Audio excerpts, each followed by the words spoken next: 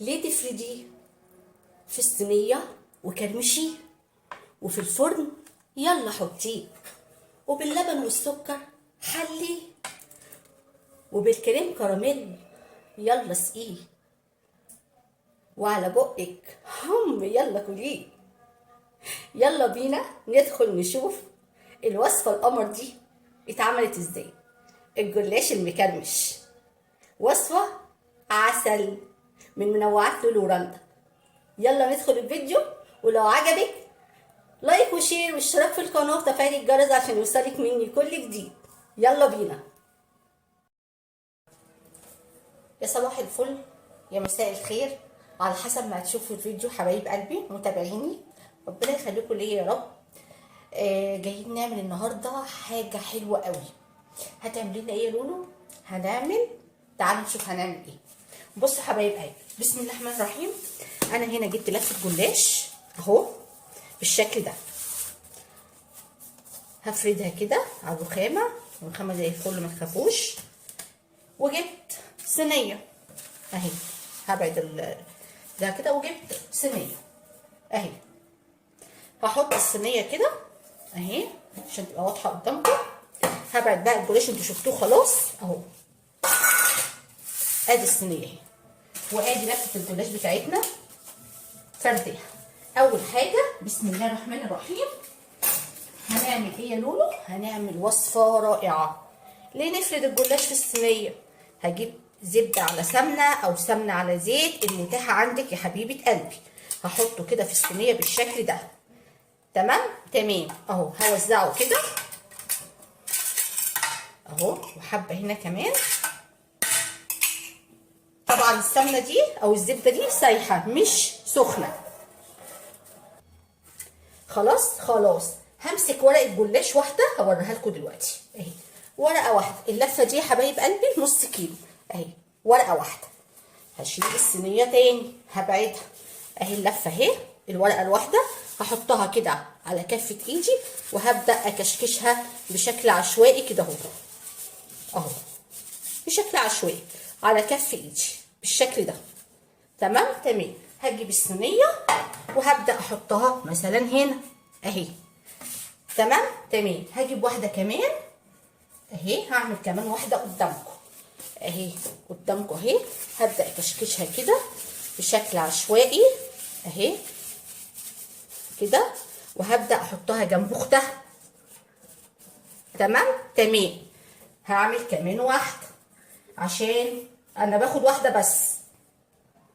ادي واحده تانيه اهي، بعملها زي ورده او الفها، اكشكشها كده على كف ايدي واحطها جنب اختها.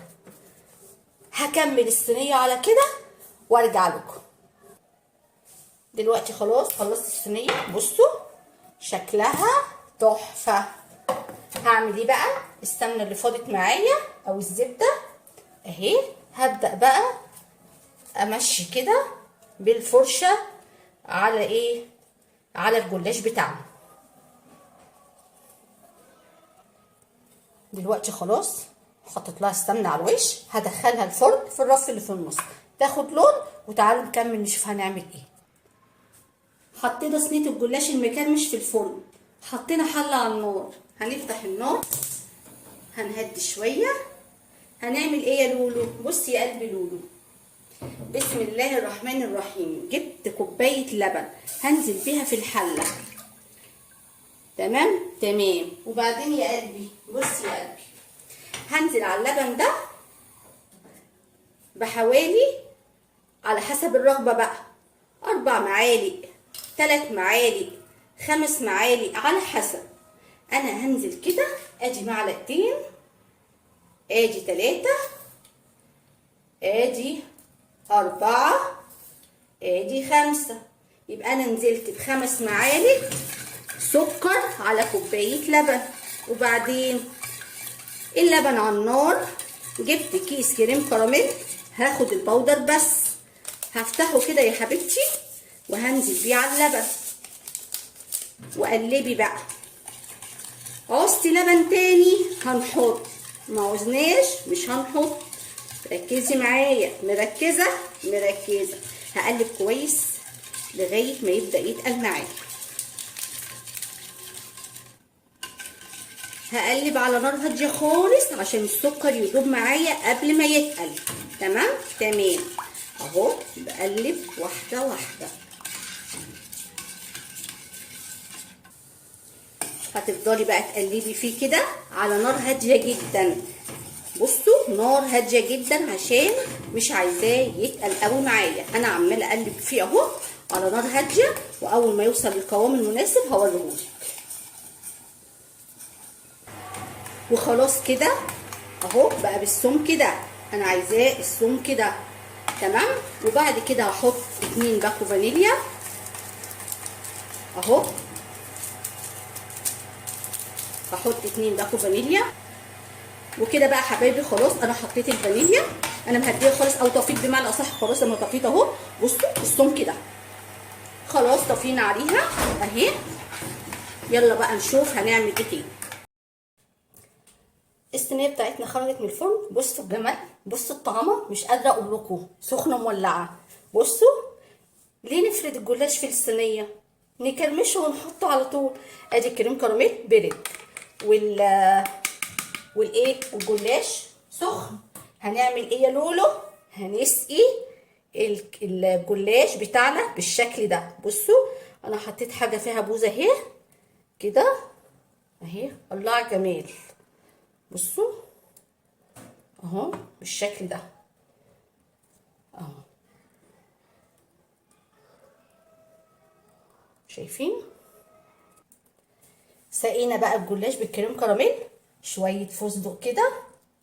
الله الله الله. بصوا بسم الله ما شاء الله. اتمنى ان تعجبكم واتمنى ان انتوا تعملوها. وصفه حلوه قوي. عايزه اقول لكم لو الكريم كراميل لقيتيه تقل معاكي، ضيفي لبن عادي وهو على النار، على نار هاديه، هيطلع زي الفل. بصوا الجمال بسم الله ما شاء الله، تحفه تحفه تحفه. هطلع دلوقتي معاكم واشوفها وتشوفوها كمان معايا. بصوا بقى يا حبايبي اهو بسم الله الرحمن الرحيم. بصوا بطلع واحده بوحدتها اهي. الله على الجمال اهو. بصوا عايزه اوريكم. طلع تاني طلع تاني، مطلعش ليه اهو. تاج من هنا اهي بسم الله ما شاء الله اهي. عسل عسل عسل. ايه رايك؟ ايه رايكم بقى في الجمال ده؟ بصوا يا رب تكون النهارده وصفتنا عجبتكم. حبايب قلبي ما تنسوش اللايك والشير والاشتراك في القناه وتفعيل الجرس عشان يوصلكم مني كل جديد. والسلام عليكم ورحمه الله وبركاته.